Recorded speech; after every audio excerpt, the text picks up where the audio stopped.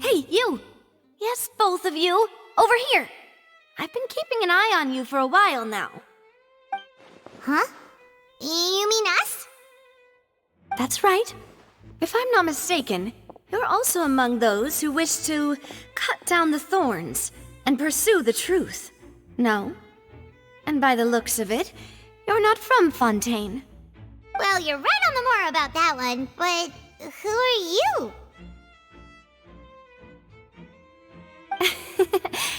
Have you never heard of the Spina di Rosula? From mediating disputes and providing protection to solving conundrums, you name it, Spina di Rosula does it. And I, Navia, have the honor of being its renowned president. Though those who play by our rules call me boss. I'm Silver, her attendant. Pleased to meet you. And I'm Melus. Demoiselle's various daily needs and affairs are under my purview. Huh? Boss? Demoiselle? What gives with the names? Well, I am the second generation president. Melus and the others are still used to my previous title. My apologies, Demoiselle. Should you prefer, boss, I will endeavor to use that instead. No need. You don't have to call me boss. Just Navia is fine. Okay, if you say so. Not that we're members of Spina di Rosula anyway. All merely trifling details. Never mind. Now, back to the situation at hand. That's right. I've always kept an eye on the serial disappearance cases. My interest stems from a matter back from my father's time. Judging from the look of things, I find Lyney an unlikely mastermind. Really? We think so too! That's why we're looking for clues now. But how did you come to that conclusion? Intuition, naturally. My unparalleled intuition. Farina sure was quick to point the finger at Lyney without any decisive evidence whatsoever, wasn't she? But that's not uncommon for her. If you remember, the justice had to interrupt her and ask if she was pressing charges just to keep her from getting carried away. Anyway, a trial begins the moment someone levels charges. And, of course, there was no way Farina was going to back down in that situation. Sounds more like you just don't trust the Hydro Archon. Well, what's your opinion? I must admit that she can be interesting at times, but liking her doesn't mean that I'll blindly agree with her. All right, I've answered your question. Now, it's time you answer mine. Wait a minute, did that answer count? Well, I say it does. But don't worry, you won't hear any pointless questions from me. In your opinion, do you think it's right to treat a trial like it's an opera? Well? And why would that be? See, Silver and Melus? I told you they'd be different. Most astute of you, demoiselle. I too think that the traveler's response was most excellent. No matter how wonderful the script or how fervent the audience's expectations may be, the trials that go on stage here must be based in fact. And if that can be done, boss, then... All right, that's quite enough, Maloose. Anyway, I like your answer. You passed with flying colors. Now, I need to make some preparations, following which our joint investigation shall commence. You two shall be my assistants. Wait! Since when did we become assistants? Oh, well, I can be the assistant, sure. Or your companion, if you like. I'm really not that fussy. That's more like it. Far be it from me to brag, but I believe that Demoiselle's intuition will be instrumental in uncovering the truth. You wish to save a friend from false accusations, and we wish to unravel the disappearances. In this sense, our goals are aligned. You have a point. You're quite the talker, aren't you, mister? And what about you over there? What do you think? You seem like you've got something on your mind. I have nothing to add. Oh, alrighty then. We'll be making some preparations first. Just be sure to let us know if they start revealing Lyney's tricks. Thanks!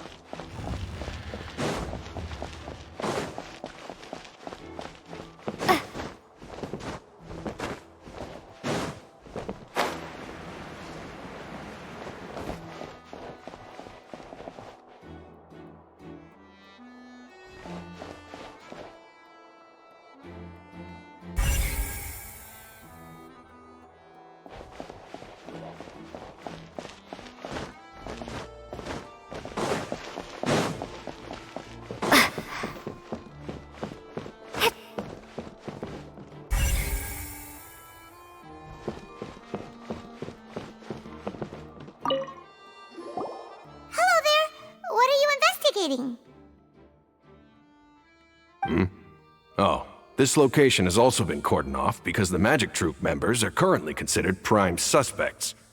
The investigation team is still collecting evidence. The seats were all booked in advance, so we were able to deduce the missing woman's identity by checking the guest list. Sure, it's not like this is confidential information. We will publish it later anyway when we petition the public to help us find the missing person. Her name is Halsey. She's a painter from Fontaine who's made a bit of a name for herself. Apparently, she wasn't a regular at the Opera House, but she'd been feeling some pressure with her work lately, which made her decide to come see the magic show. The Magic Troop members all claim not to know her, and we have looked into her social connections. It seems that she has no personal grievances or conflicts of interest with the suspects. Simply put, she wasn't related to the Magic Troop at all, which matches the features of the previous serial disappearances. Were the victims of previous cases also chosen at random? That's how it seems to us, in any case. Apart from the fact that they were all young women of around the same age range, there really weren't any other connections between them. Okay then. No need to be so formal. If you do happen to see the missing girl, please be sure to contact us. It is of utmost importance that we get to the bottom of these disappearances.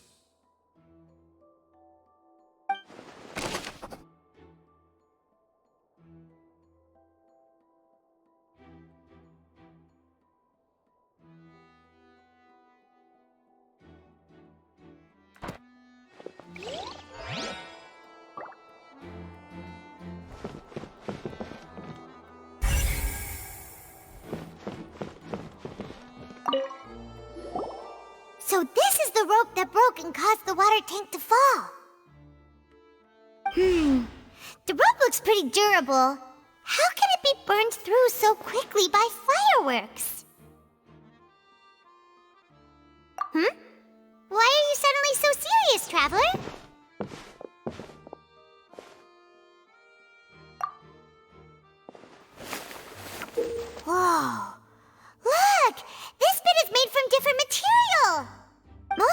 burned away, but there's still a little bit of it left. Huh. So if a rope meant to hold something was made with that kind of material in it, then that means... Wait, why don't you write all this down? Let's take notes.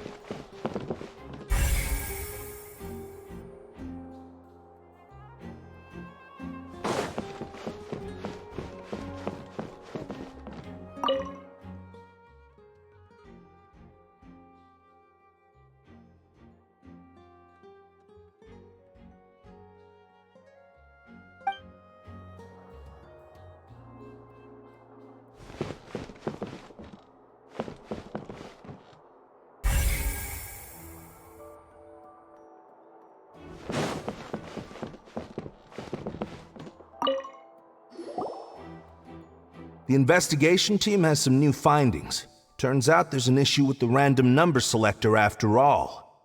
See, I told you. What if the machine picked some big guy's seat? You think the murderer would have still made his move then? Sorry to interrupt, but we're helping Lyney and Lynette with their side of the investigation. What were you saying about the number selector? There's something wrong with it? You're trying to help them? That'll be a tall order. Lyney used the machine to pick a random member of the audience during his performance, right? The lucky girl that later disappeared.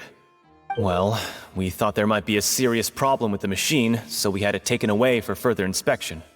It turns out that the seat number it picked wasn't random at all. The machine picks that same number every time. I'm sure you already know that you have to make a reservation in advance to get a seat, regardless of whether it's a trial or some performance. In other words, Lyney knew who would be sitting where from the very beginning. That much checks out. Lyney reserved our seats for us, too. Bet you see why I was saying it'd be tough to make a case for Lyney. Even though it's bad for Lyney's case, Paimon had better write it down.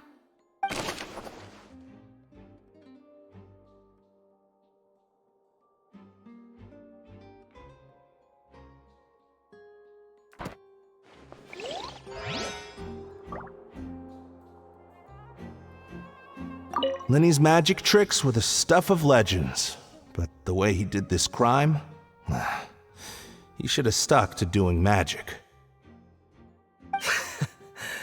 Look, doing magic tricks is one thing. Pulling off a crime is something else entirely.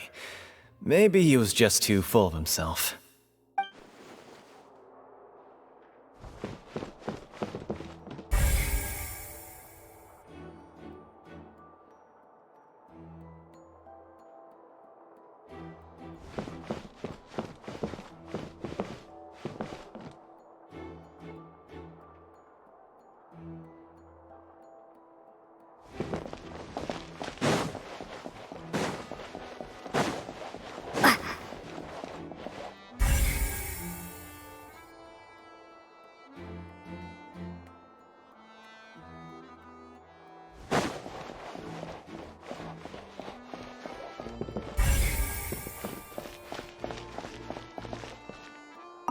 Lyney's still talking to the guards.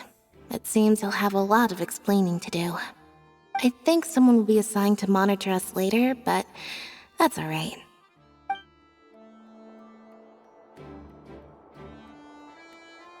Lyney's still talking to the guards. It seems he'll have a lot of explaining to do. I think someone will be assigned to monitor us later, but that's alright.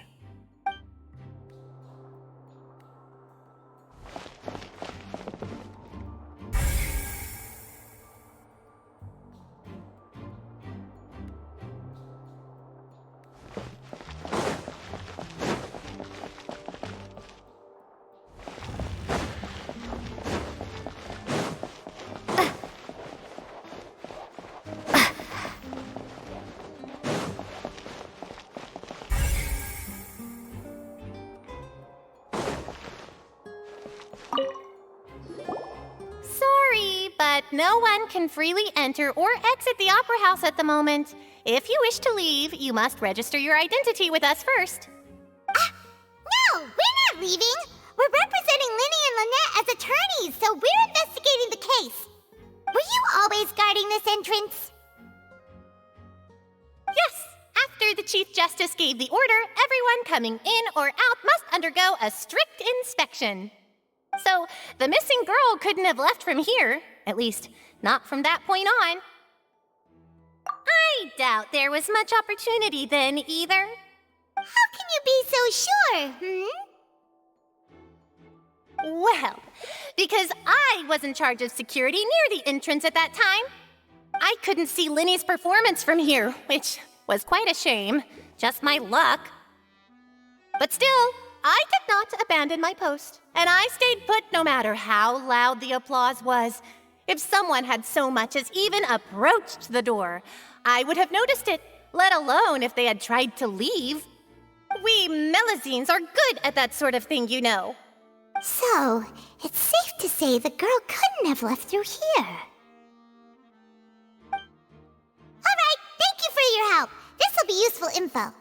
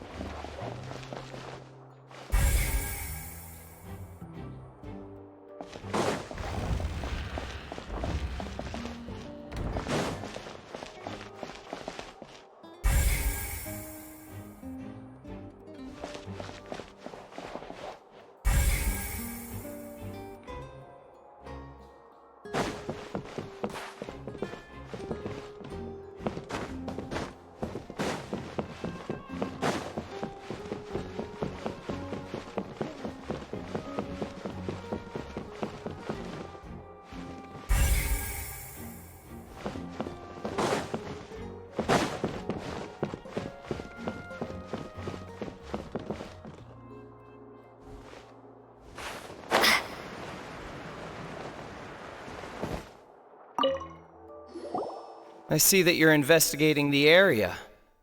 Well, it just so happens that I'm interested too.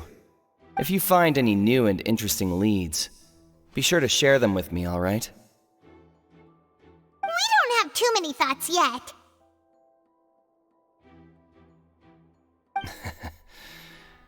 Then why don't I tell you my hypothesis first? The way I see it. And I'll start it with that loud thud. The thud? Oh, you mean the sound that happened during the countdown? Yes, exactly. It wasn't terribly loud, but I suspect that most people heard it. It's just that everyone was awaiting the results of Lyney's trick with bated breath, so no one paid it much mind. But now that the incident has happened, the thud has become an important clue. That makes sense. So, what do you make of it? I'm of the opinion that it may have been the sound of Lyney's accomplice, Lynette perhaps, jumping atop the water tank or something like that. And when the pyrotechnics went off, she cut the rope, sending the water tank crashing down. But wasn't the noise we heard too loud for that? Perhaps the balance wasn't right, leading to a particularly rough landing. Oh, that's true. I suppose I must reconsider. That does remind Paimon, though. What was with that sound?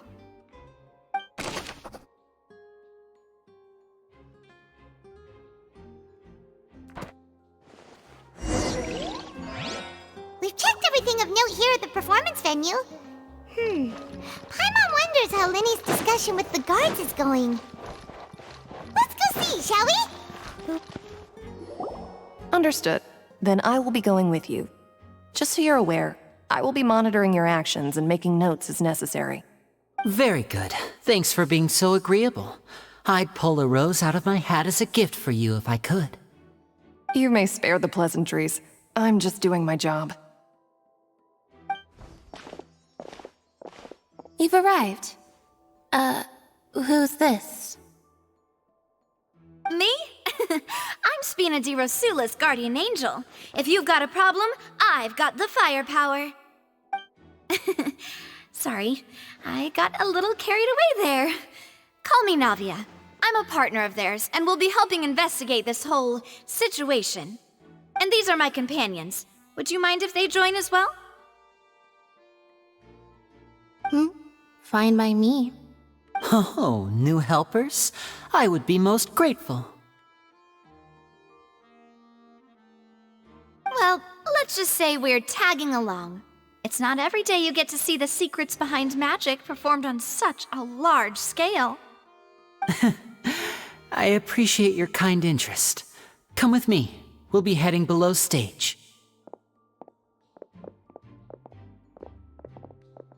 Huh? Below stage? Yes, a world of secrets is hidden beneath this magic box, prepared specifically for this switcheroo trick. But before I reveal everything, you should have a look first. Notice anything strange here?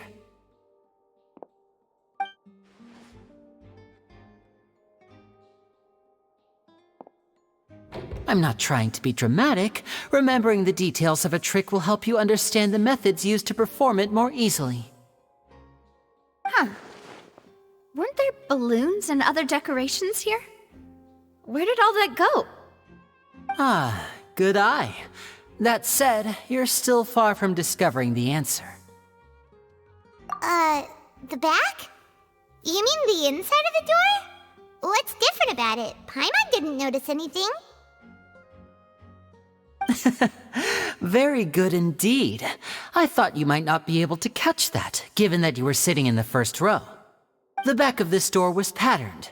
Those patterns are now gone, replaced by a smooth wooden board. So, if you put 2 and 2 together, what do you get?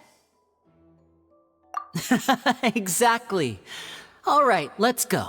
I'll tell you how it works as we head down.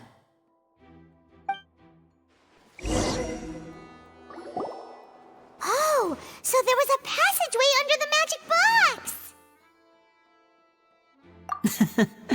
I knew you'd figure out most of it as soon as you saw this place. The 2 magic boxes are positioned right above the 2 entrances of the tunnel. See this flatbed trolley? The box with the lucky audience member in it would be shuttled over to the other side using the trolley. This trolley can raise and lower and even rotate, ensuring that the box will face in the right direction. I see. So that's the purpose of the box inside another box. Precisely. The inner box would descend after the audience member was put inside and be moved along the trolley, all while the outer box would remain on stage as if nothing had ever changed. So that's how you did it! Once the box was lowered, the trolley would store some energy through this device here, with which it would complete the rest of the steps. The audience member would only be able to feel some slight movements in the dark, and by the time she walked out, she would already be back on stage. Right! You were talking that whole time, and you even came out for a moment near the end! Ah, yes. A phonograph operated by Lyney was used to achieve that effect. My assistant and I had already scripted our conversation beforehand. When the countdown began, I had already gone to the opposite box via a tunnel using that ladder. And what about Lyney? Where was she? I was in the mezzanine space in the back of the box. Oh, interesting! That's how we were able to coordinate Lyney's lines with the assistant. And, by the way, I was the one who walked out of the box at the end. I mean, we are twins. All it takes is a change of clothes and no one can tell who's who. And that's my favorite part of this trick. Only Lyney and I can perform it. So that's how it all worked! Wow, every detail you revealed was more amazing than the last! Lyney would briefly walk out of the box and then go back in, jumping into the tunnel and escaping before the box on the trolley could finish ascending. And then I walk out of the other box in the audience area, and the trick would be complete.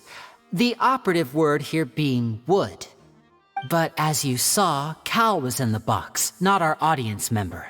She, on the other hand, mysteriously vanished. We really don't know how that happened. If not for that interlude, this would have been an astonishing trick. I probably never would have figured out how you pulled it off. And yet, to think that someone was able to use this magic trick to commit a crime. Could we have a look around? I think we can come up with some more leads.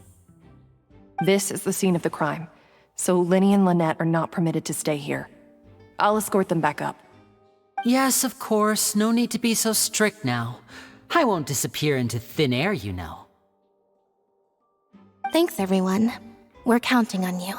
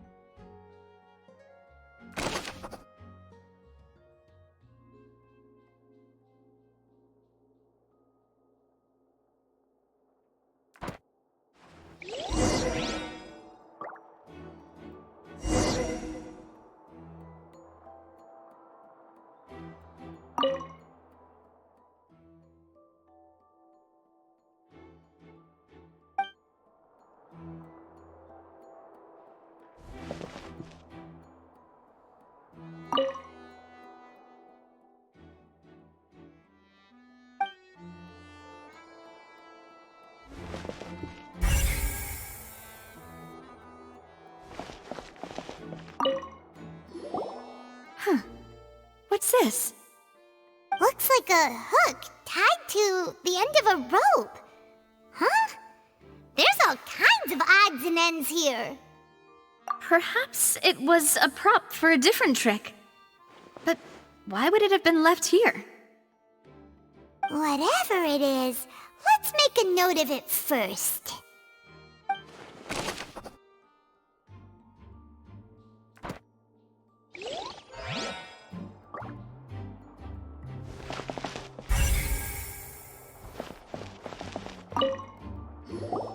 The floor is wet. Please be careful not to slip. Speaking of which, why would there be water here? Oh, Paimon knows! It's one of those tricks where you pour water into a jug and then flip the jug over only for the water to disappear. And here's a broken vase. Huh. Did the trolley knock it down while moving? That can't be. The trolley moves along tracks from start to finish. It couldn't have hit the vase at this distance. Let's note this down too and think about it later.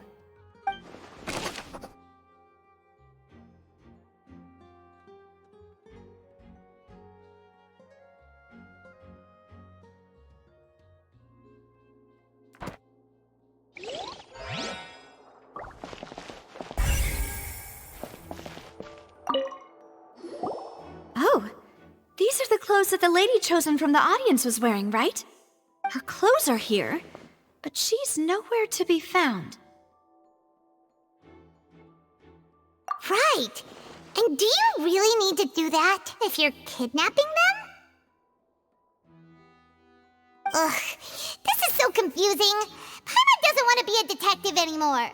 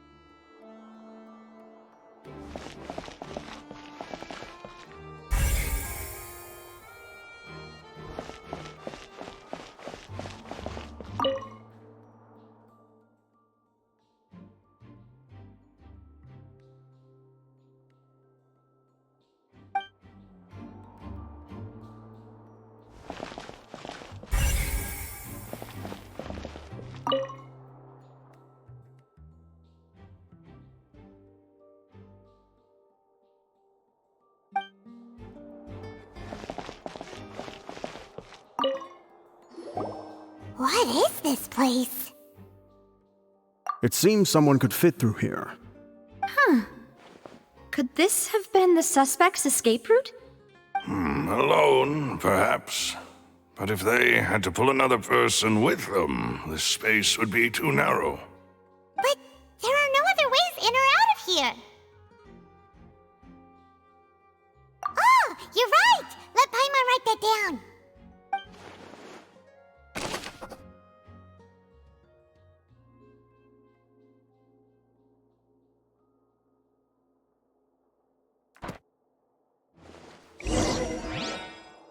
Seems we're just about done investigating down here. Yes. Let's head back up.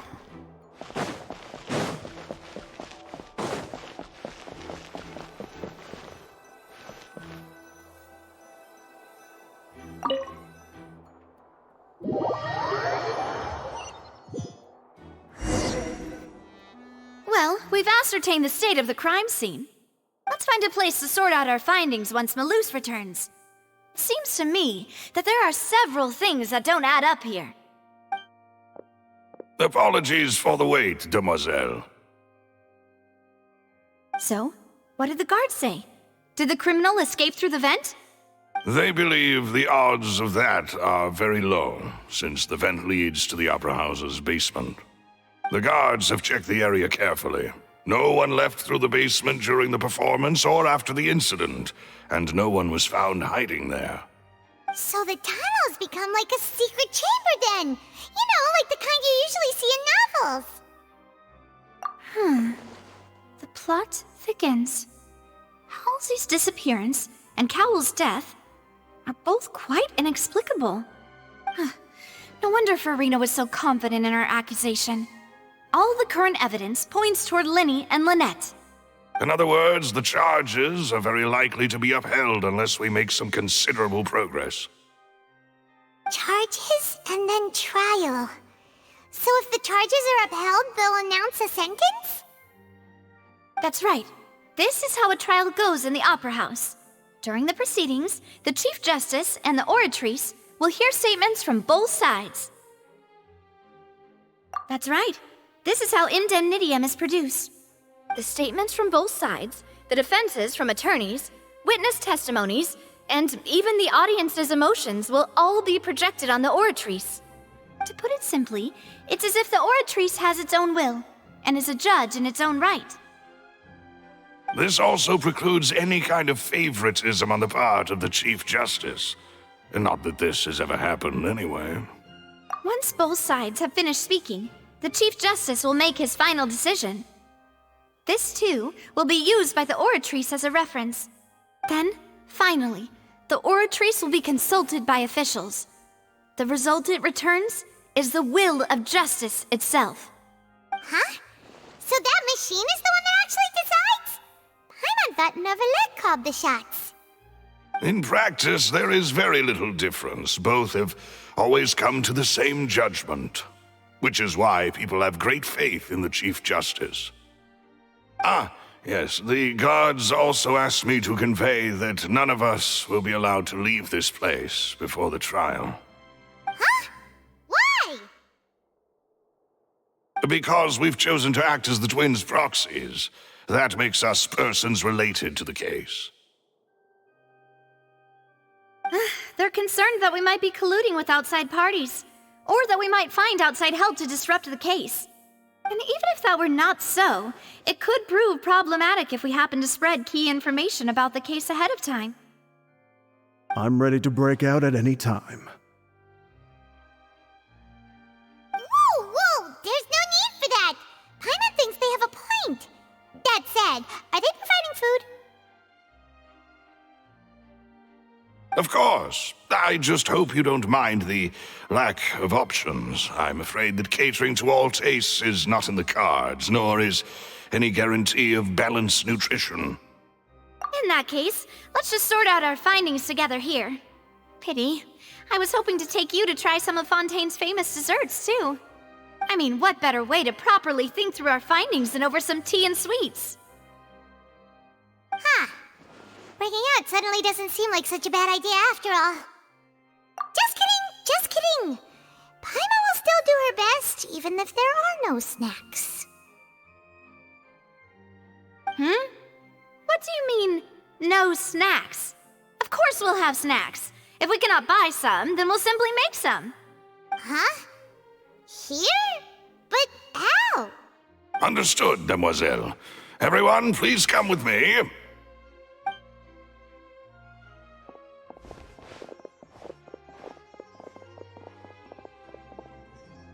Wait, you're carrying a portable stove with you? Yes, I must be prepared to meet the demoiselle's baking needs whenever the fancy strikes her. I have eggs, sugar, and almonds at the ready. Good work, you two. Then I'll get to it. Please sit tight for a moment. You'll get to taste my awesome snacks soon enough. These three are quite the interesting group.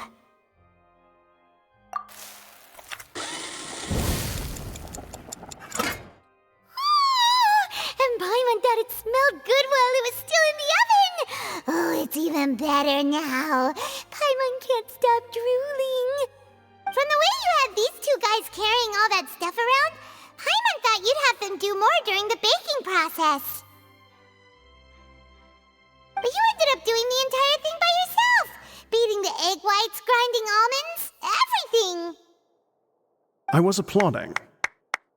And I was giving encouraging smiles.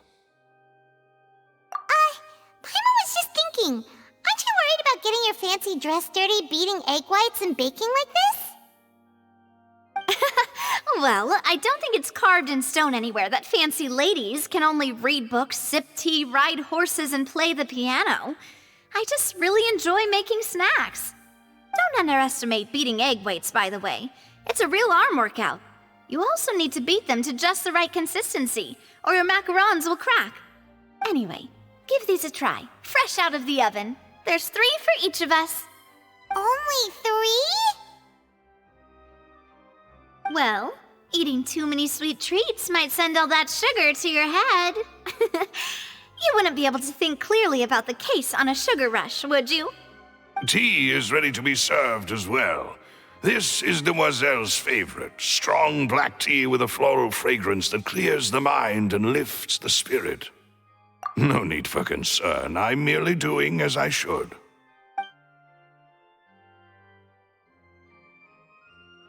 All right then, down to business.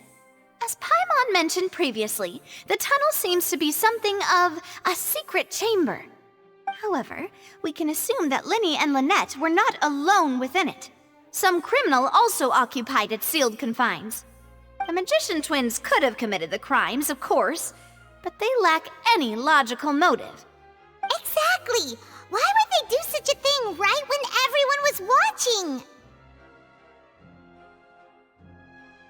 The flower vase and the thud we heard during the performance could indicate some altercation between Halsey and the criminal in the tunnel, resulting in the shattering of the vase, the discarding of her clothes, and her abduction.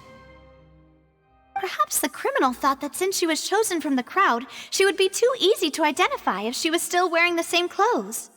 Paimon thinks that makes sense, but the real trouble is... True. None of the clues we found thus far support the existence of this third person. But the only people left to consider are both technically victims, whether it's the missing girl, Halsey, or poor Cowell. Huh. Could Halsey have secretly made modifications to the magic props in order to murder Cowell before making her escape? That's right. And even if she had tampered with the setup, she would need to understand the entire trick to pull it off. Nor does she have any motive. The guards said that she has never had any dealings with the magic troop's members. Were we not thorough enough in our search? From the sound of things, this is turning into an impossible case. Your macarons are amazing, though, Navia. They smell great! They're nice and crisp and super sweet! They are my specialty, after all. And I see you've already had 5 of them. What? 5? Oh, that can't be right. Paimon only counted 3, honest! Please don't worry about it. At my age, a few less sweets might actually be a good thing. No. Being greedy is one thing, but Paimon knows how to count. Besides, Paimon knows that if she ate too many, then others wouldn't have enough. Wait, even you don't believe Paimon? How could you? If Paimon ate those 2 extra macarons, then may they turn into stone in her stomach! All right, we get it. Well, I suppose one of us might have gotten too engrossed in our chat and eaten them by mistake. No big deal. Malus, set up the stove again, if you would. Huh? What are you doing? Making sure everyone gets 3 macarons, of course. Exactly. We don't want to trouble you. As you wish, demoiselle. And I have the egg, sugar, and almonds. Well, this really is your hobby, huh?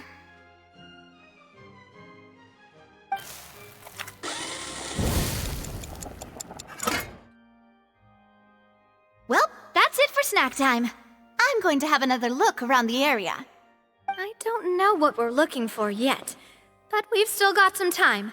As attorneys, I suggest the 2 of you think the case over again. It would be awkward if you got all tongue-tied on stage during the trial. All right, thanks for your help, and for the snacks. It was nothing. A small task for the Spina di Rosula.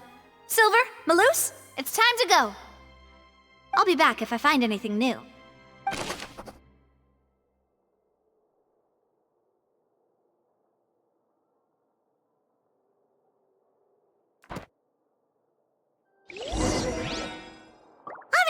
It's time to put our heads together. We've got to get our defense ready for the trial. Oh, it's probably gonna be a long and...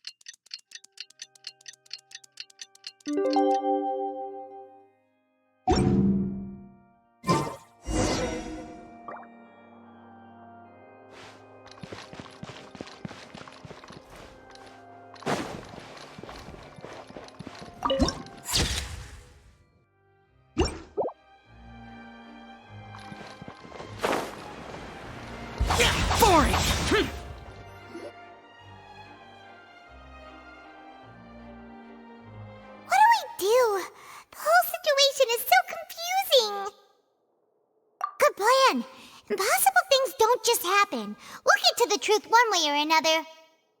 Just relax. Even if everyone else suspects Lyney and Lynette, at least we will be supporting them from the stands. Besides, I doubt Farina understands any more about what happened than we do. Thanks, Navia. Well, we'll be going then. Best of luck to you.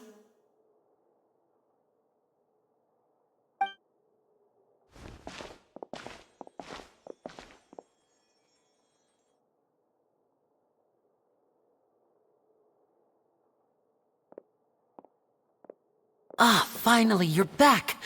Well, how did your investigation go? To be honest, you might be disappointed. No. We're already very grateful that you were willing to help. Well now, don't you all look disappointed? Don't tell me that your investigation came up empty-handed. That was to be expected, of course. The guilty can never produce proof of their innocence. But don't let that stop you. I shall be terribly disappointed should you, my most anticipated foe, concede so easily. Since both parties are present, I declare that the trial regarding the magic show incident is now in session. Firstly, in order for the audience to understand the causes and results of the incident, could we please have Mr. Lyney explain the trick? Yes, of course. I will explain while Lynette demonstrates on stage. All the necessary items have been prepared.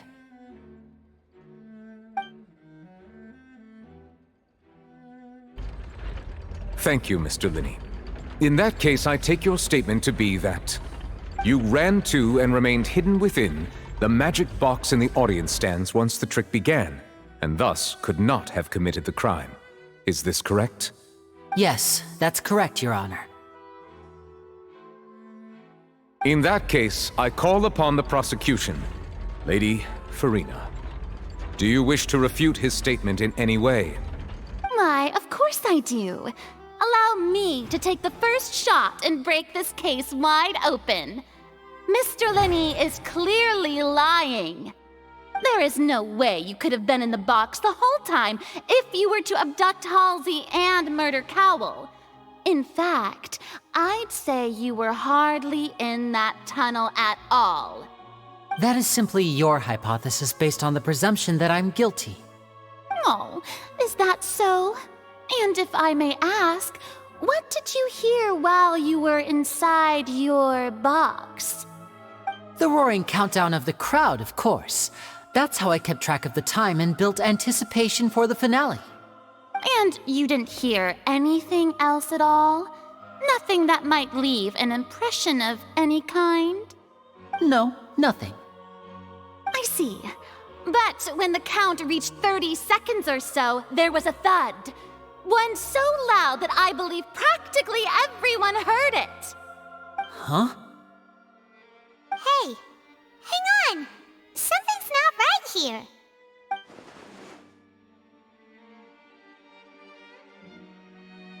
Yeah, I'm sure he could have heard a noise that loud from inside the box.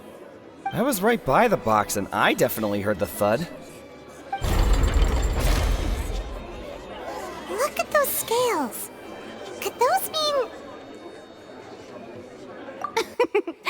Well then, ladies and gentlemen, allow me to use the words of the magician himself. You never know what can happen in the blink of an eye. Indeed, it seems his alibi can also collapse in the blink of an eye.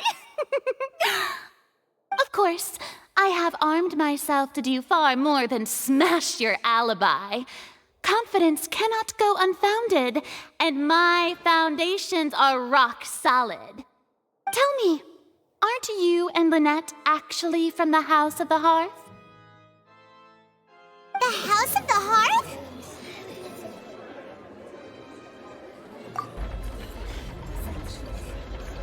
No wonder they did something like this. So the serial disappearances were the Fatui's doing. Now it all makes sense. I've got a feeling that what happened on stage probably wasn't just an accident. That's irrelevant. Our identities have nothing to do with what happened. Indeed. Then perhaps you could tell us everything that happened during that 1 minute. Your first priority is to prove yourself innocent, after all. I'm sure there is little that needs to be kept secret now. Unless your script already has holes in it. The Outlander is speechless. My, oh my, don't they look flabbergasted? Now comes the infighting and discord, I suppose. This was almost too easy. Oh, good thing I made all those preparations. Seems the all-nighter I pulled last night is really paying off. Hey, Lyney, why didn't you tell us this before?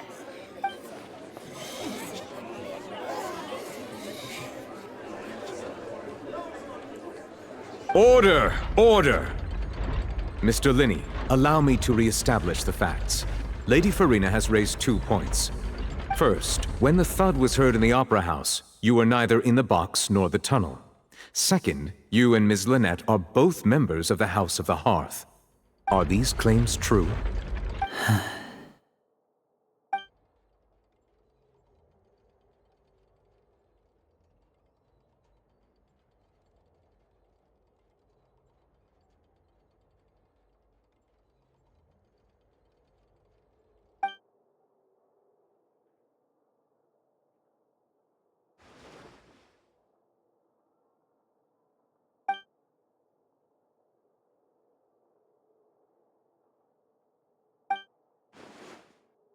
Please answer my question, Mr. Lyney. I'm sorry. Yes, they're true, Your Honor.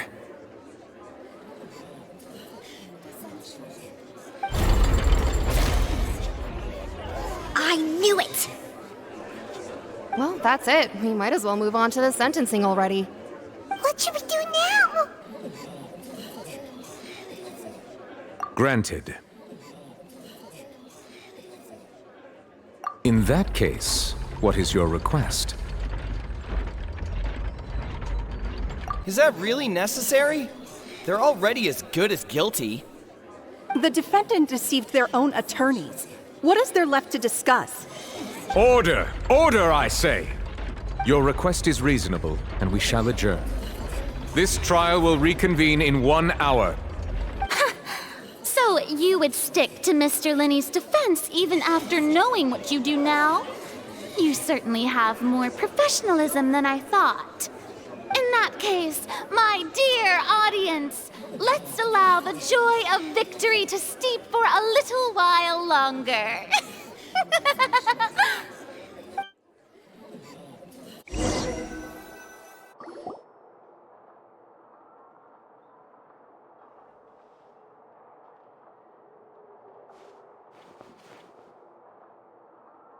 Well, this is awkward.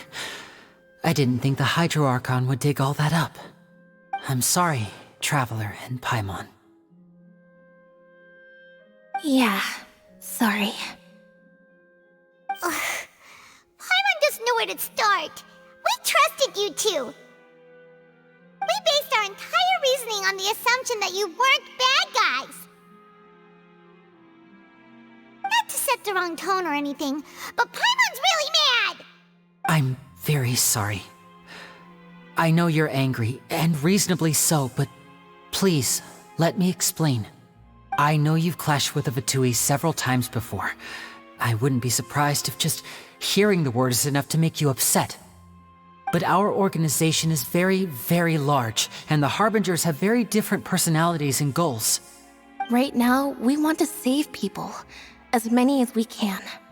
That's right. I'm sure we're on the same page when it comes to this nation and the disaster that its people might face. I knew if it weren't for our respective identities, we could become good friends.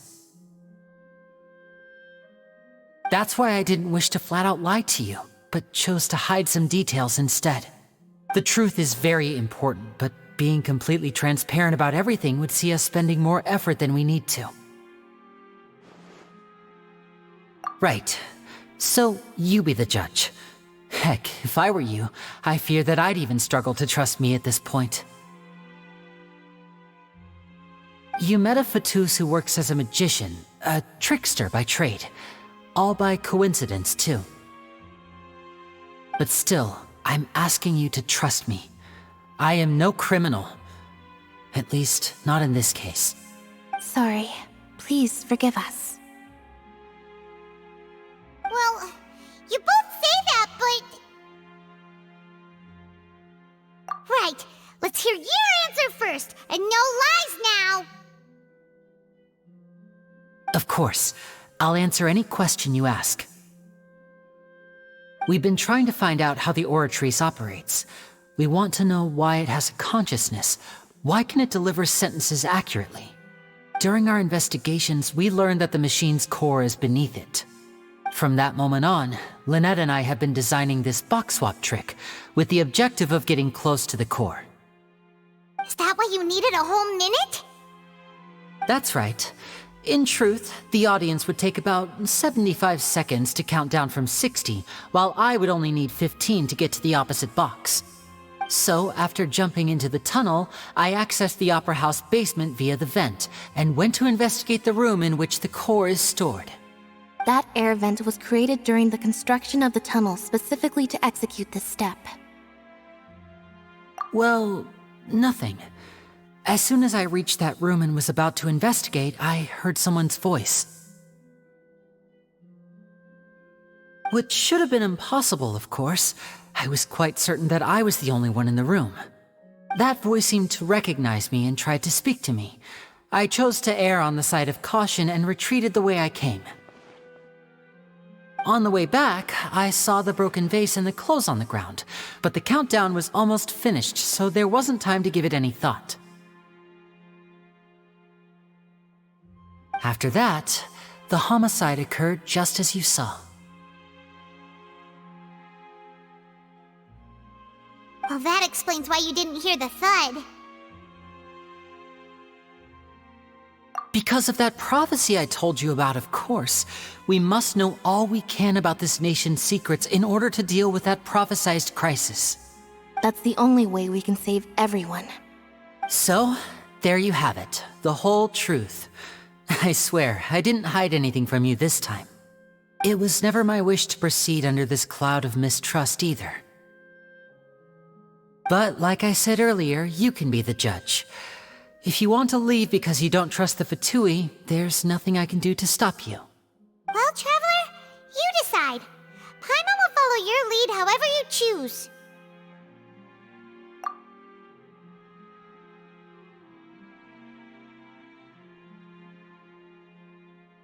Okay, thank you. Thanks for giving us a chance. The current problem is that the scales are tipped pretty badly against you two. If we want to refute the Hydro Archon's accusations, we're gonna need a seriously watertight defense. Huh? Oh, Paimon thinks she gets what you mean.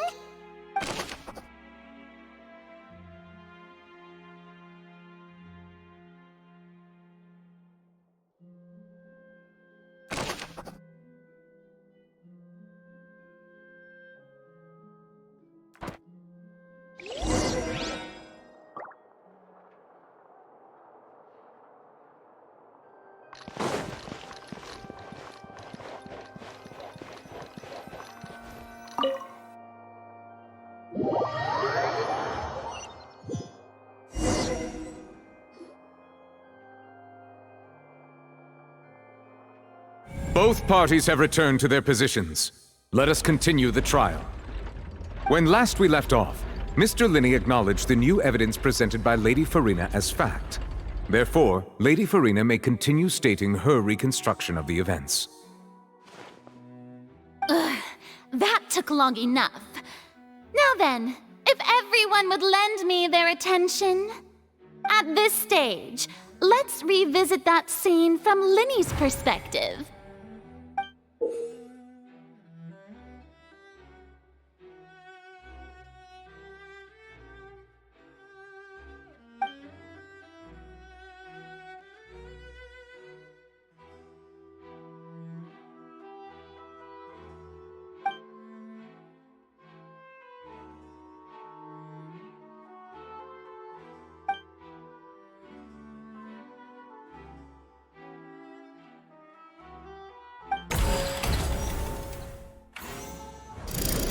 Countdown began, he entered the tunnel.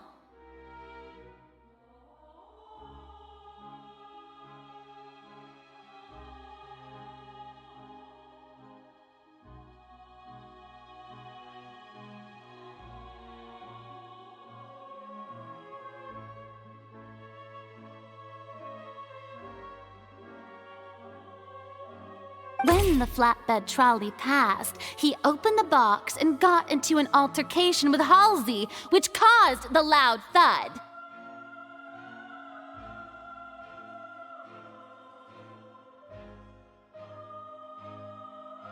He did not realize that the sound could be heard by everyone in the opera house, which is why he claimed earlier that he could not hear the sound. Finally, he used the vase to knock her out, before making her change clothes to prevent others from recognizing her. At this time, Cowell arrived in the tunnel, having heard that strange noise, and caught Lyney red-handed. So Lyney proceeded to knock him out too before stuffing him into that box. Afterward, Lyney passed the unconscious Halsey to his accomplice through the magic box in the audience stands, before operating the devices such that Cowell's death would be ruled an accident. And there you have it. That's the truth behind what happened. Does the defendant's side have any objections to Lady Farina's description of the events? The key to refuting Lady Farina is the order of events. What Lyney experienced and what he saw.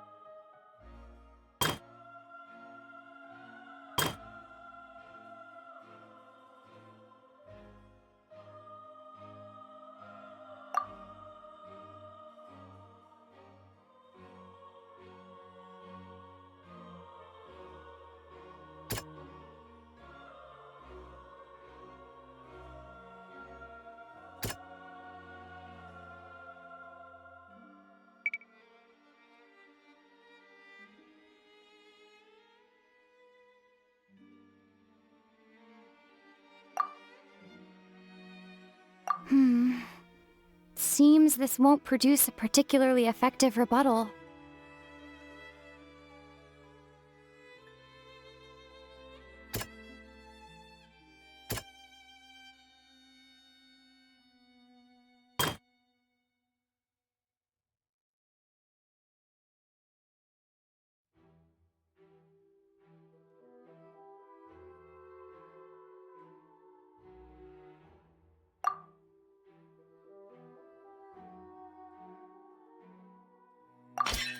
According to Lyney, he left via the vent after entering the tunnel.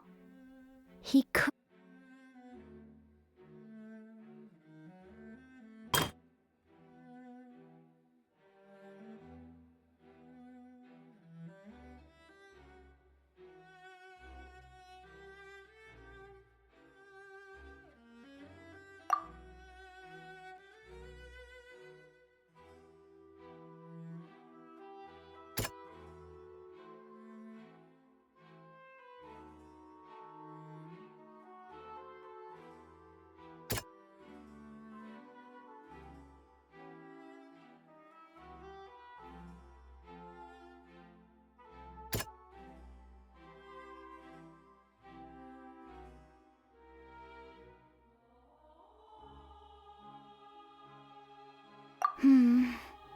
Seems this won't produce a particularly effective rebuttal.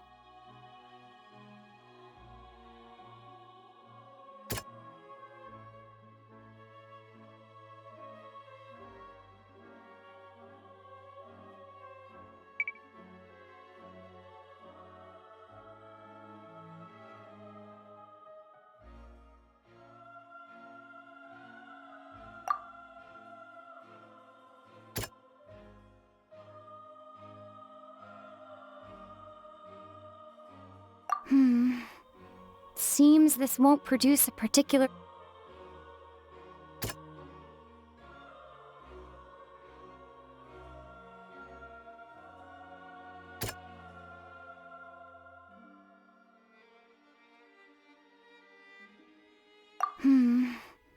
Seems this won't produce a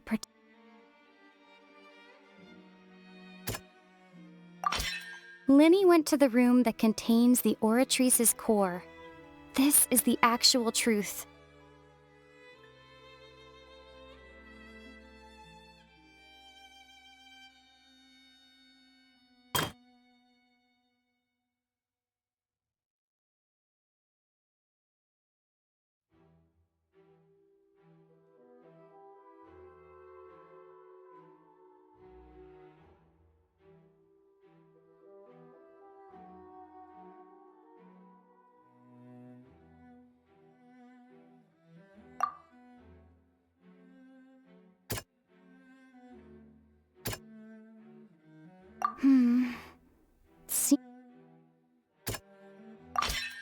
Lyney did not take part in the underground altercation.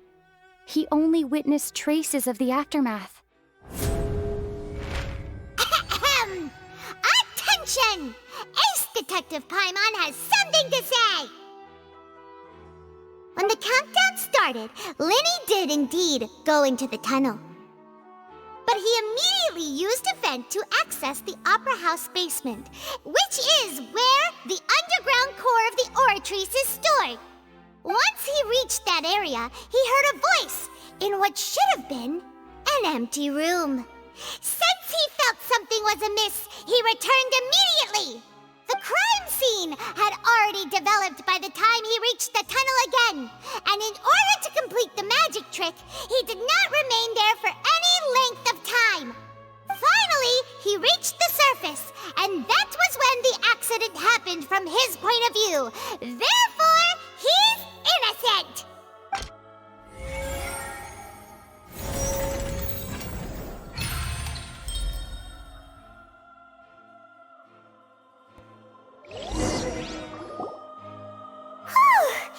Paimon did it!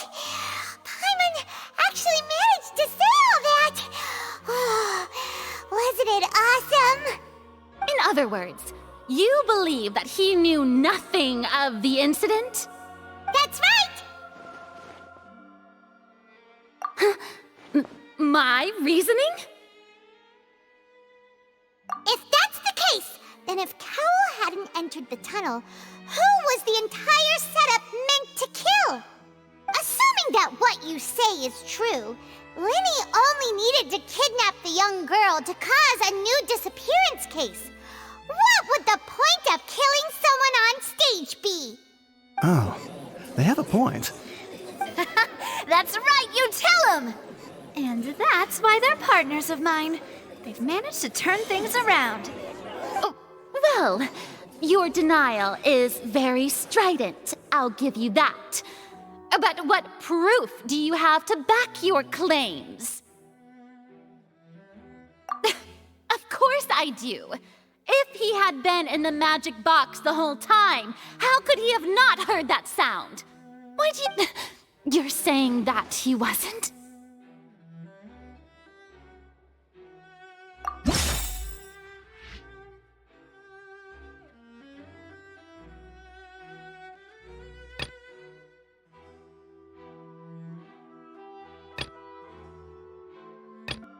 That's right! Lyney wasn't in the box or in the tunnel. That's why he didn't hear anything strange during the performance. This means that when the crime happened, Lyney had already entered the basement via the vent. The same clue you used to disprove his alibi has now become the best proof! How do you like that? Well played. To think you'd use such logic. Well then, if it wasn't Lyney who committed the crimes, then who was it?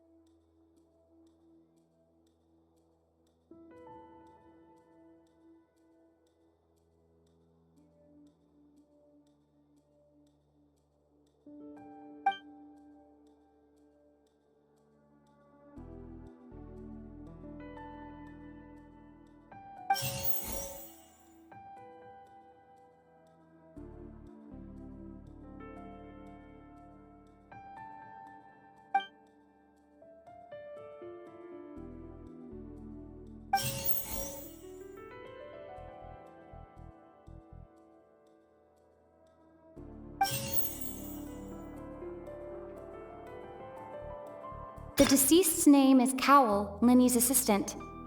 He would have been able to tamper with the equipment. Halsey is the missing person and an ordinary audience member. Or did she have her own scheme all along?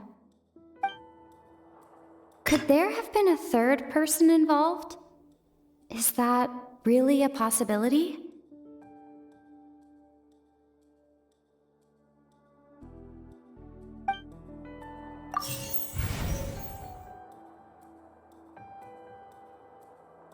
Halsey is the missing person and an ordinary audience member.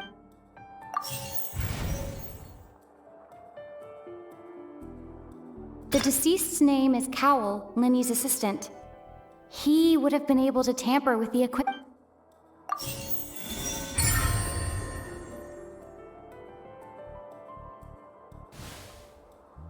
Huh? That can't be right. Are you serious? The killer was, in fact, Cowell, the deceased! Oh, is that so? How interesting! Let's hear your reasoning then. What I must do next is recreate the truth. What Cowell did, and how he went from would-be perpetrator to victim.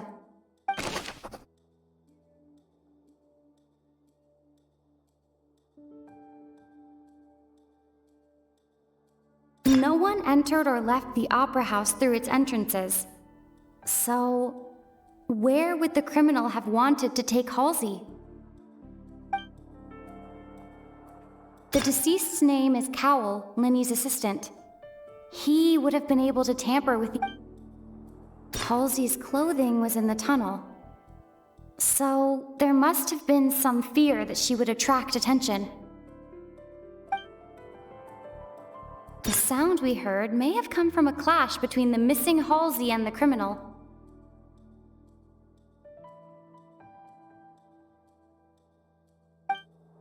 Lyney was not in the tunnel at that moment, which gave our criminal ample time. It would have been tough for both people to fit into that vent. They would likely have bumped into Lyney as well.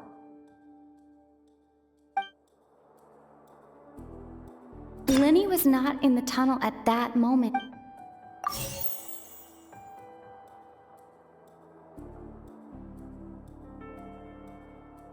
The sound we heard may have come from a clash. Halsey's clothing was in the tunnel. It would have been tough for both people to fit into that vent.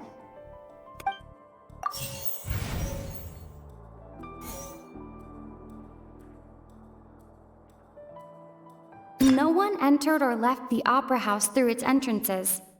So, where would the criminal have wanted to take Halsey?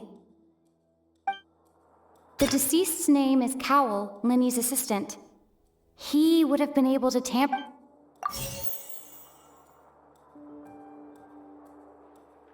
Halsey's clothing was in the tunnel.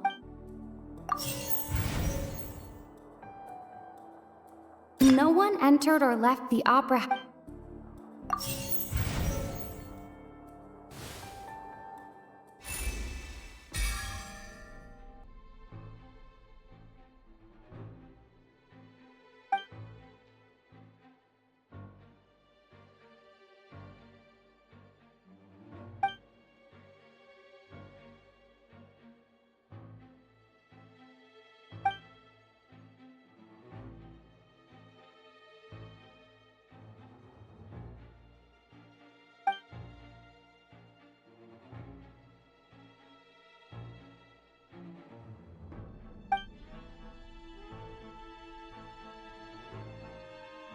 What's wrong, Traveler?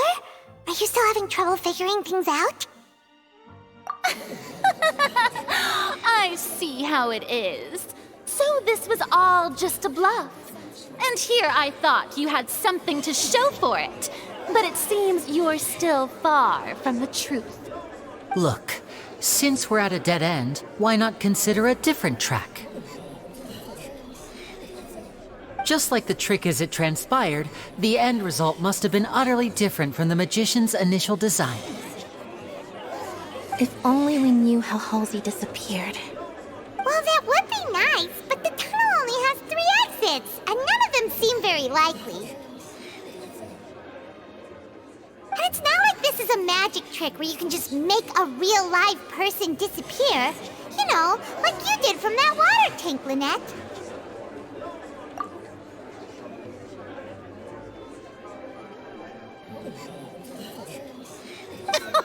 Excuse my interruption, dear opponents, but do you not see that the crowd is growing impatient? There is no greater sin in this opera house than an awkward delay in the performance.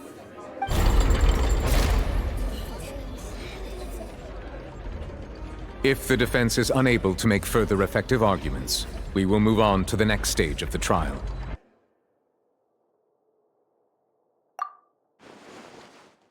Lyney was not in the tunnel at that moment, which gave our criminal ample time.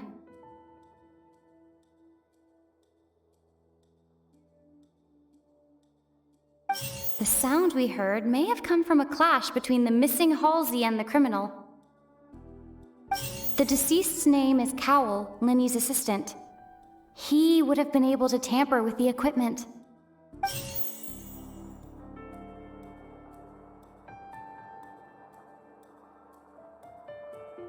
No one entered or left the opera house through its entrances. So, where would the criminal have wanted to take Halsey? Halsey's clothing was in the tunnel.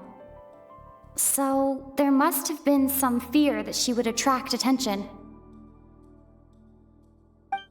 It would have been tough for both people to fit into that vent. They would likely have bumped into Lyney as well. The vase was not broken by chance. It was used to cover important evidence. The water.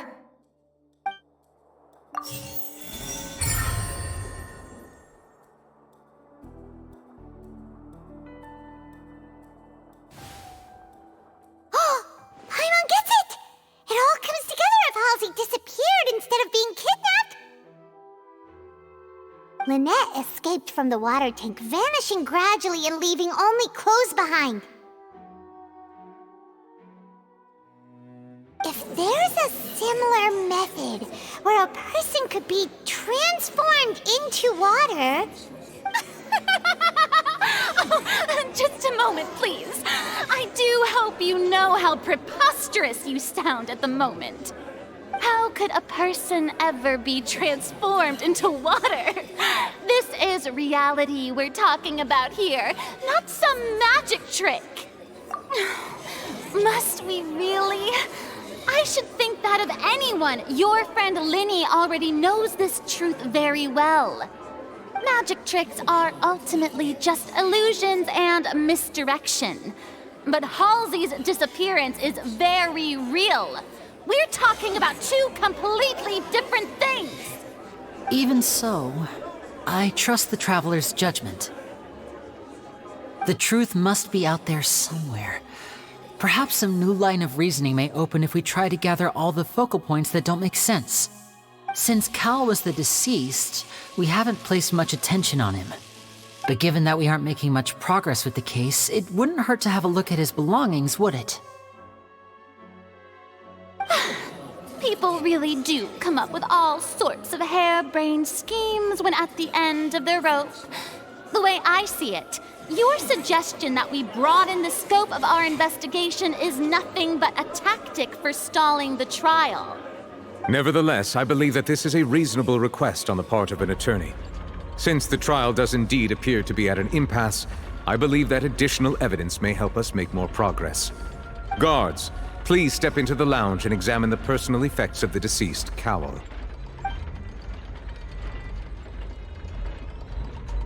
We are still examining the items, but we have already made critical progress that we feel must be shared with everyone post-haste. We discovered several test tubes of fluid within Cowell's baggage, each labeled separately. The notebook in his backpack claims that these fluids are water from the primordial sea. The primordial sea? The note's contents also indicate that Cowell belonged to an organization that sells illegal drugs and that he had an accomplice. The notebook has many entries concerning safe usage of these fluids, in which the keyword dissolve appears many times. One of these tubes was labeled Opera Epiclese, along with yesterday's date. It is empty.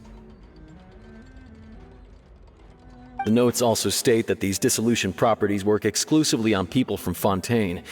It's likely that Halsey was chosen as some sort of test subject. As such, we believe that the defense's hypothesis is, in fact, supported by sufficient evidence. You've got to be kidding! People dissolving into water? Could something so ridiculous actually be true? Wait a moment. This reminds me of a certain prophecy, but it's just a coincidence, isn't it? Huh. If people can become water, does that mean that the water tank's real use was as a means to hide water stains? And if Cowl was targeting that girl... Wait just a minute. Could that mean... You two, with me, quick! Demoiselle, wait! What about your partners? Let's go. Just trust me. Order! Order! It is undeniable that further examination of the deceased's personal effects has yielded some surprising results, but we cannot yet verify the veracity of these clues. Still, let us assume that these clues are indeed authentic, albeit with the understanding that Ms. Halsey has yet to be found. Guards, please continue examining the items along these lines. Mr. Lyney, it appears your hypothesis is supported by the evidence, so please continue speaking. Of course. Thank you, Your Honor. If we uphold this hypothesis, I believe that many of this case's seemingly unrelated clues can be connected together. Right! Like the metal hook! That one didn't make sense at all. Let's think about this. Cowell's methods must have something to do with that water from the primordial sea.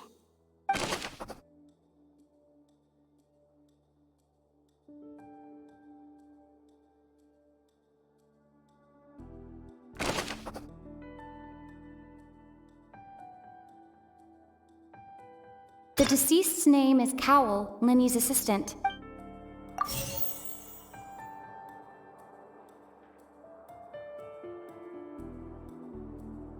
The water from the primordial sea...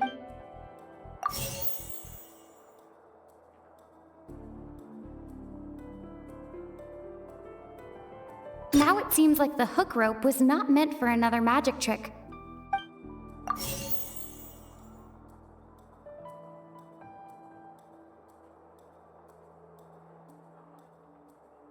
Lynette was in the magic box on stage the entire time.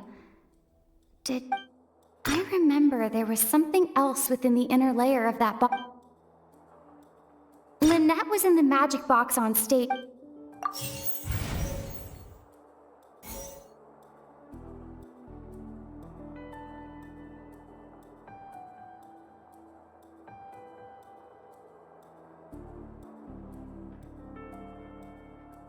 Lynette was in the magic box on stage the entire time.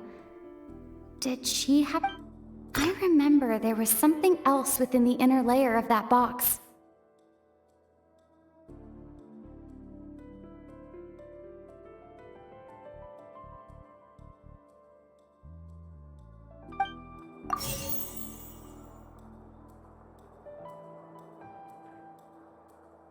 Lynette was in the magic box on...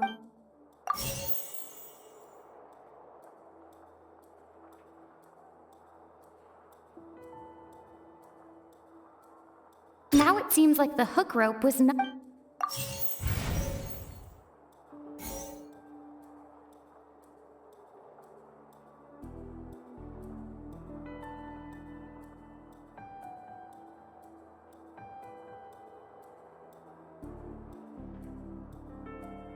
Lynette was in the magic box on stage the entire time. The rope that strung the water tank up was lit by the fireworks and cut. As such, the focus here is on the water and not...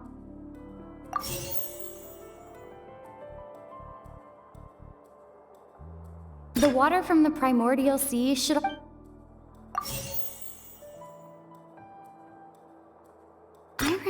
there was something else.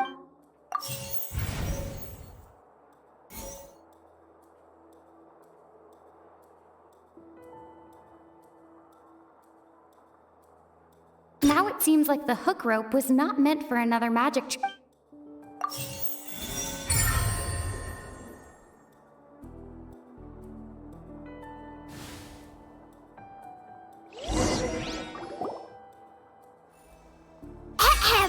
It's Ace Detective Paimon's time to shine again! In the original plan, Cowell would tamper with the water tank rope and the number selector securing his target. When the magic box containing Halsey was lowered, the metal hook would retract gradually and pierce the balloon at the top of the box. When the balloon attached to the box popped, the water from the primordial seed inside it would pour down and dissolve Halsey. Afterward, Cowell would enter the tunnel and break the flower vase to conceal the water inside the tunnel, with the remaining evidence being covered up by the water tank on stage. But he encountered something unexpected in the tunnel and wound up being fatally hit by the same water tank he meant to use to cover his tracks. Huh. That does make sense. That actually links together a lot of the more confusing pieces of evidence. Oh dear, what do I do? Even I think they sound convincing now. Have I falsely accused an innocent person? What a humiliation. Now, it seems like the only point of contention remaining is the exact circumstances that led to Cal's death. His notes mentioned he had an accomplice who could be related to the situation. On that note, the guards have just contacted me indicating that they uncovered new evidence. I shall now invite him on stage to share it with us. Thank you, Your Honor. We were just inspecting the luggage of the other people involved in this case. And we found an identical sample of the water from the primordial sea among Lyney's personal effects. What? That can't be. Oh, I see. Well, how wonderfully comedic to have your own counterattack only to come back and wound you. Does this not clear all doubt? My dear citizens, my loyal audience, allow me to present my reasoning and bring this performance to a swift close. Lyney did not need to take part in the dissolution of the young woman at all. Indeed, he did leave the scene via the vent. Having made modifications to the props beforehand, his accomplice Cowell then caused Halsey to vanish using the water from the primordial sea. But upon his return, in cruel avarice, Lyney desired sole credit and prepared to do away with his partner in crime. Ultimately, he knocked Cowell out, and the tool meant to cover the crime up also became a murder weapon. Now, as much as I regret having come to such a viciously straightforward conclusion, it does seem that the famed Fatui is quite the cold-blooded and ruthless organization. Am I right, Mr. Lyney? We've used up all the evidence we collected. There's no way for us to make a rebuttal here. Is this the end of the road?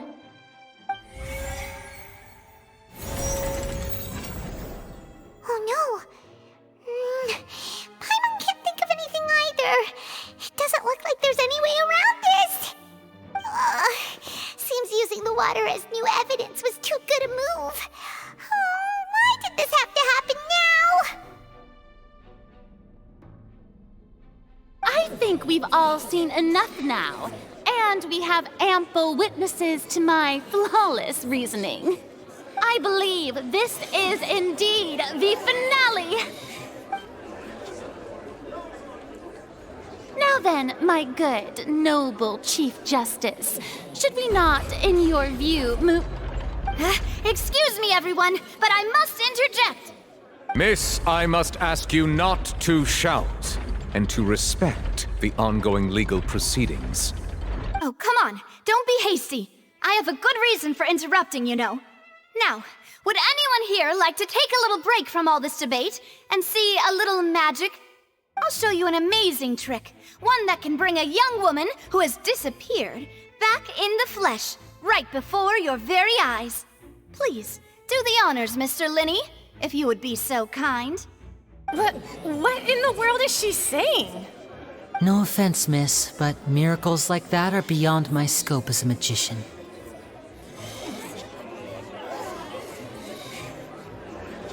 Come on now, don't be silly. Magic is all about misdirection, isn't it? It often conceals the truth while presenting a fascinating illusion.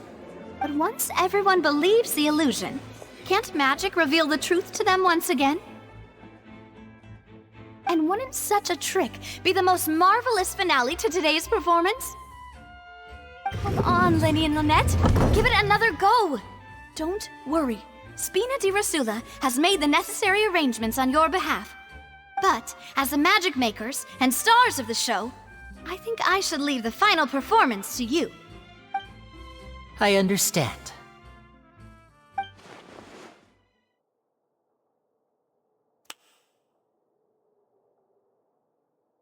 And voila!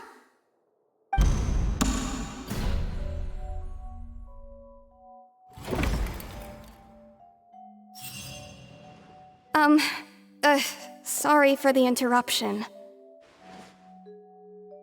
Wait, isn't that Halsey? So the whole thing about people dissolving wasn't true after all?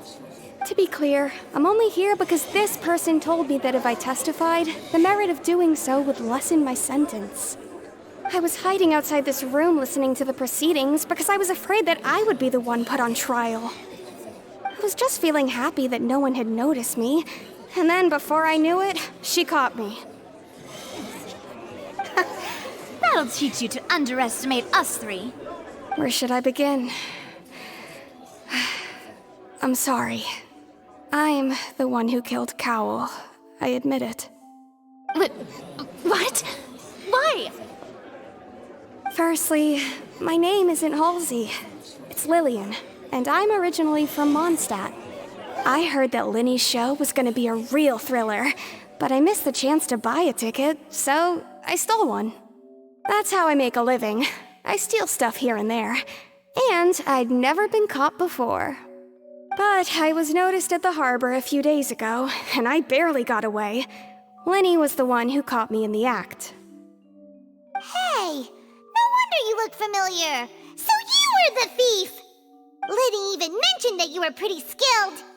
Well, and I thought that would have been the end of it, but then the number selector chose me.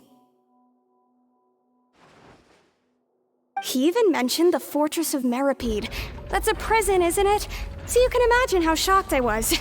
I thought he was onto me for sure. So I played along with the show while looking for an opening to flee, but then I got water poured on me for no reason, and then someone jumped into the tunnel to nab me. I wasn't going to take that lying down, so I knocked him out and stuffed him into the box. There was nowhere to run from there, though, so I had to change my clothes and hide in a box containing performance costumes. I slipped out after the first guard arrived at the scene and continued hiding inside the opera house. Can a person even hide in there? But I swear I didn't know that the water tank would fall down. Really, I swear it. Had I known that, I wouldn't have put him in the magic box. I may be a thief, but I'm no killer. Well, that makes everything pretty clear now, doesn't it? This time, we need to tell the entire story from Lillian's perspective.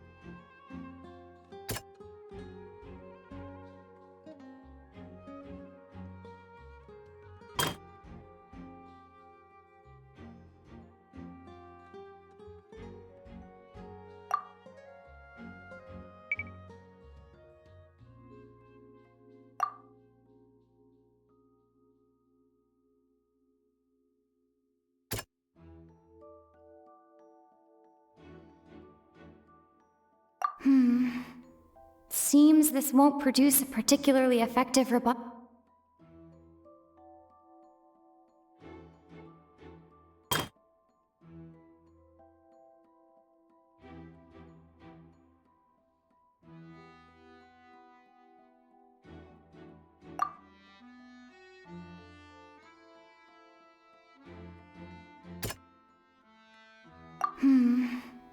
Seem...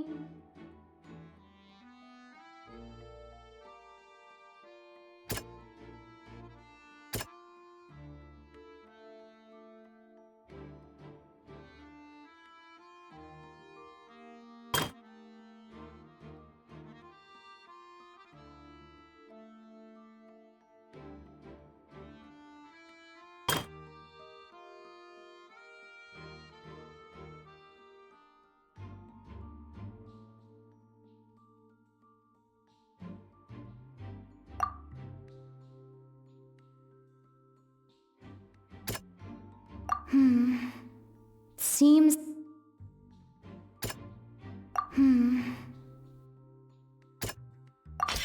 The strange sound...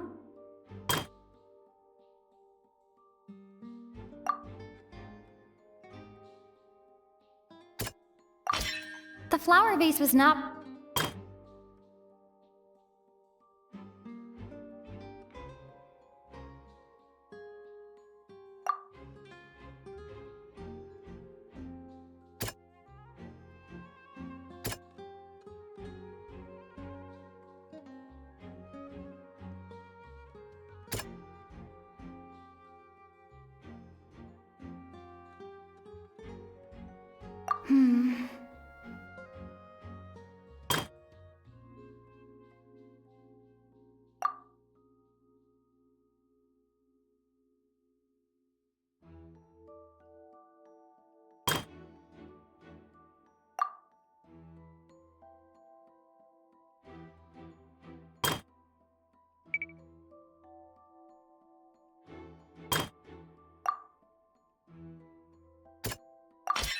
Lillian was afraid that she... And it's Ace Detective Paimon time! Having been selected out of the blue, Lillian panicked. Her panic only intensified after she entered the tunnel and had water poured on her head. So she kicked the door open, producing the thud we all heard. Hearing the commotion, Cowell leapt into the tunnel, only to discover that Lillian had not dissolved. He did not know that Lillian was not from Fontaine, but was a thief who made her way in by stealing a ticket. Mistakenly believing that the water from the primordial sea needed time to take effect, he tried to force Lillian back into the box. The two broke the flower vase during the struggle, but Lillian came out on top, knocking Cowell out and putting him in the box. With no way of escaping, she changed her clothes and hid in the costume trunk until the performance ended.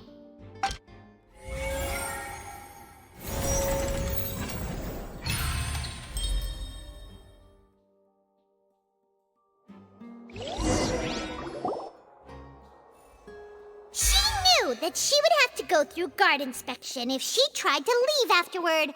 So, she has been trapped in the Opera House these last 2 days. She had already become desperately hungry by the time we were chatting over macarons. So, she swiped 2 of them right under our noses. Talk about a sneaky thief. At this point, all the events that happened in the tunnel have now come to light. Ah, so that's the whole story. Bravo! Bravo! Now then, Lady Farina, do you wish to speak against the defense's statements? Please answer the question, Lady Farina. Also, if I may add, the trial has not yet ended. As such, I request that the prosecution not leave the room before the proceedings have concluded. What? Are you reading my mind now? No, I have no further arguments. I admit defeat. But really, could you at least have left me with some dignity? Wow, look at that! She's like a deflated balloon now. If there are no objections, then as the Chief Justice of Fontaine, I shall once again repeat the full sequence of events. The actual perpetrator of the serial disappearances, Cowell, selected his next victim from the audience reservation list. With some modifications to the selector, he could ensure that the pre-selected young woman would be chosen. To cover up any evidence while committing the deed, Cowell thought of allowing the water tank to fall, which would conceal the water left behind after the young woman was dissolved. He also tampered with the rope suspending the water tank, using the fireworks at the end of the performance to cause the tank to drop and hide the watermarks. He poured the water from the primordial sea into a balloon during the preparation of the magic box and stuck it to the box's lid. Finally, he passed the prepared hook on a rope through the gap in the magic box's door when bringing the young woman to said box. When the magic trick officially began, the box containing the woman was lowered into the tunnel, tightening the hook rope and bursting the balloon containing the water. If all had gone to plan, the young woman would be dissolved at this time. However, Lillian was not from Fontaine and thus fled the box with a loud noise. Realizing that there was trouble, Cowell entered the tunnel and met Lillian. Thinking that the waters had not yet taken effect, he decided to proceed. However, his opponent was more capable than he thought, and he was overcome, knocked unconscious, and placed into the magic box, and thus became his own final victim. Lillian, according to her own statements, then changed clothes and hid until the performance ended, before hiding in other parts of the opera house. As for Lyney, he was in the underground structures within the opera house, and was thus ignorant of these happenings. From this reconstruction of events, we can conclude that Lyney, the accused, is in fact innocent. While there is much in Lyney and Lillian's conduct that should still be investigated separately, this case, at least, can be handed over to the Oratrice to make the final decision.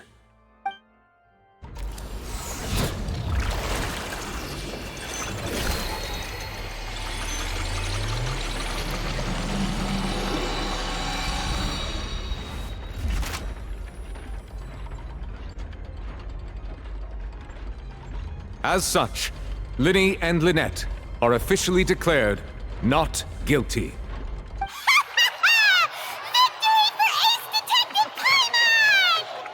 Great work, partners. Thank you all.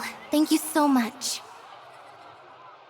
Next, I think we deserve an explanation, Guard Vaughn. How did you find the water from the primordial sea in Lyney's baggage? Right! Your discovery caused me to make a serious mistake, you know. Or was that not a discovery, but false evidence that you dared to bring before this court? I suspect that the accomplice mentioned in Cowell's notes was not Lyney, but you, yes?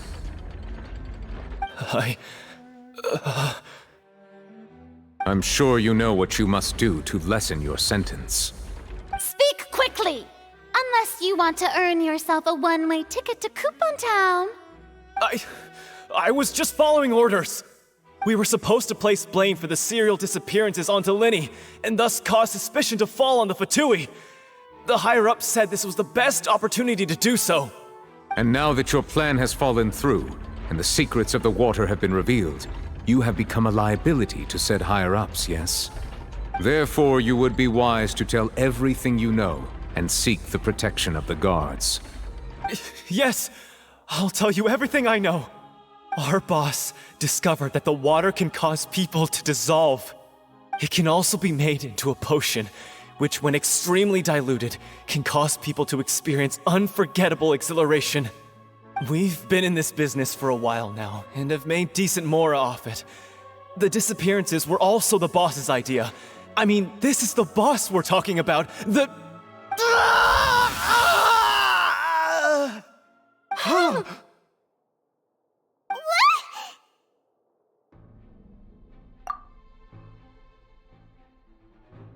And now he can no longer talk. Such ruthlessness. I shouldn't have expected any less of them. An outrageous act. All present, please submit to inspection immediately.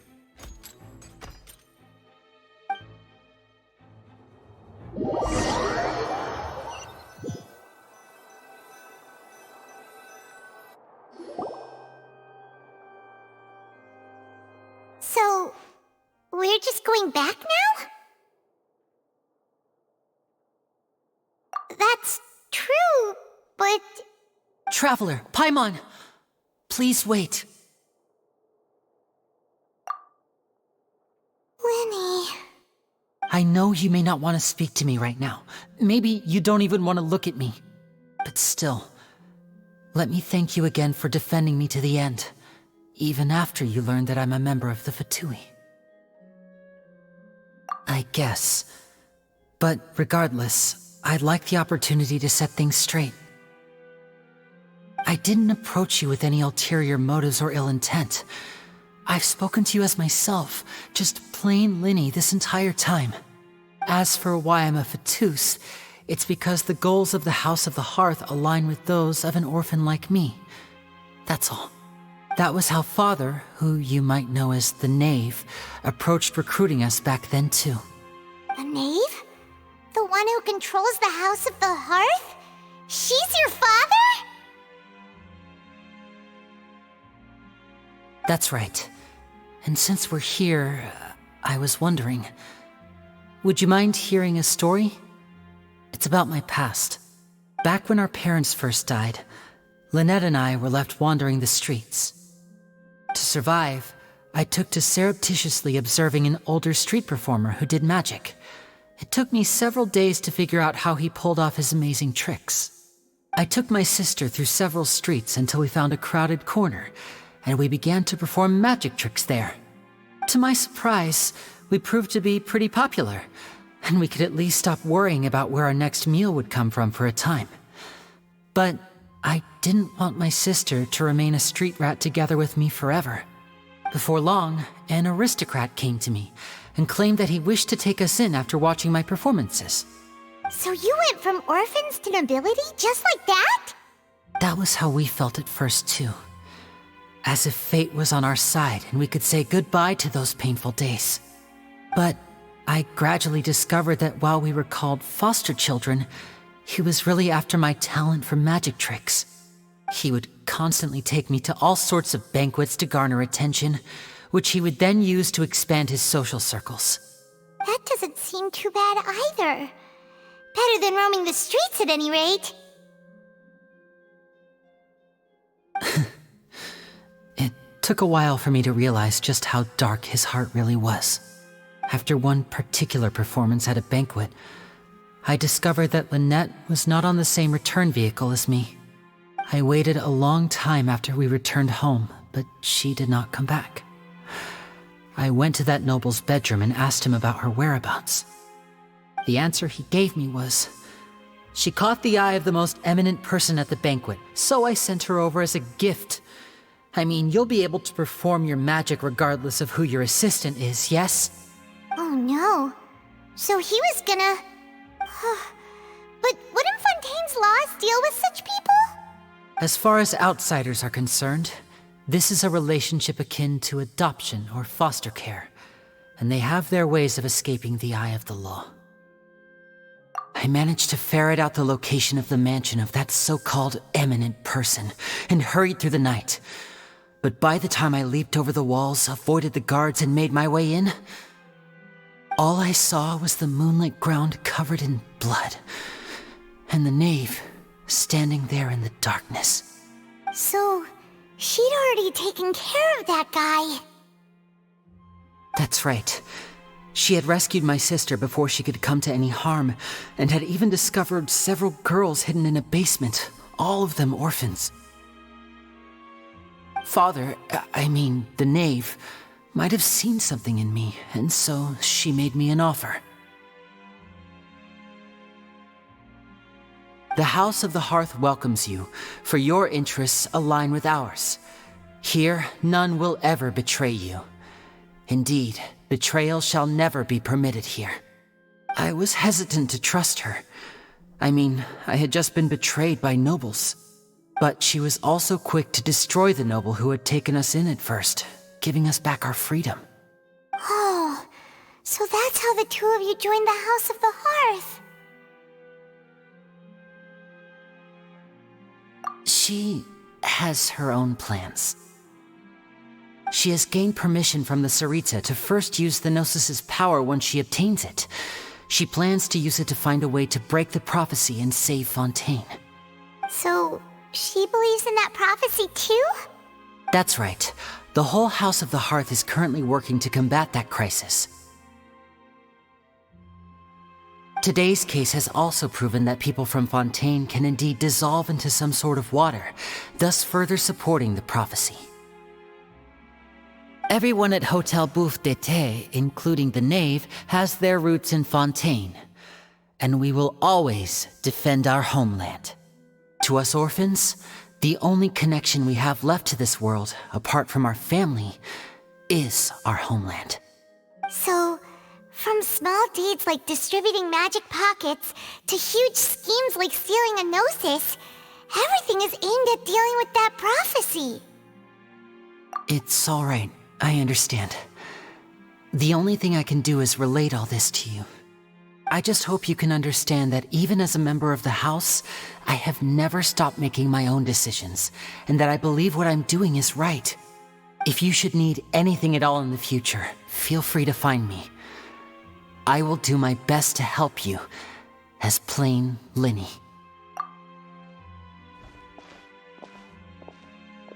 Bye, Lyney!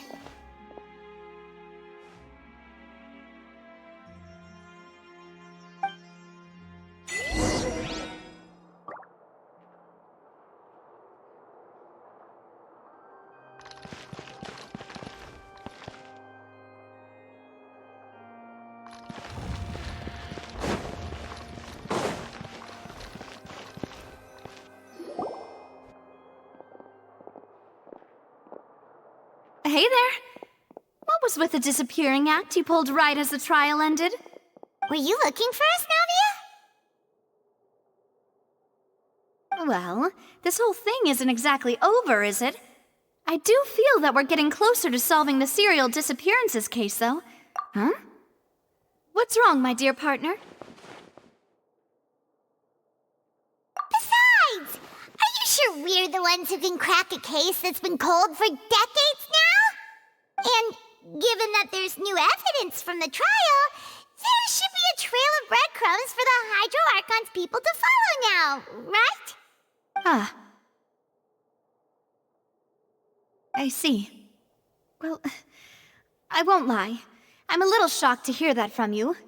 But I suppose you are just travelers who have only arrived in Fontaine after all. Sorry. I might have been too presumptuous. Don't say that, Navia. Ah, and we were having so much fun investigating with you, too. It was like having new waters flowing into a stagnant mire, causing new hope to spring forth, and the reflection in the murk to become clearer. Well, sorry about that. I'm a bit prone to nostalgia. Don't mind me. Wait, shall we have a farewell meal? You know, to commemorate our time as partners? Huh? Do we really need to get that formal? Well, guess you really did treat us as partners, huh? Well, I'd just like to have a proper ending to every important memory. That way there are no regrets later. Anyway, it would just be a meal, so it shouldn't take up too much of your time. You don't have to twist Paimon's arm. If Boss Navia's treating, count Paimon in! Oh, wonderful! In that case, why don't we return to the court of Fontaine and head to the Hotel de Boer? I believe we'll make it just in time for dinner. All right then, let's have our farewell meal!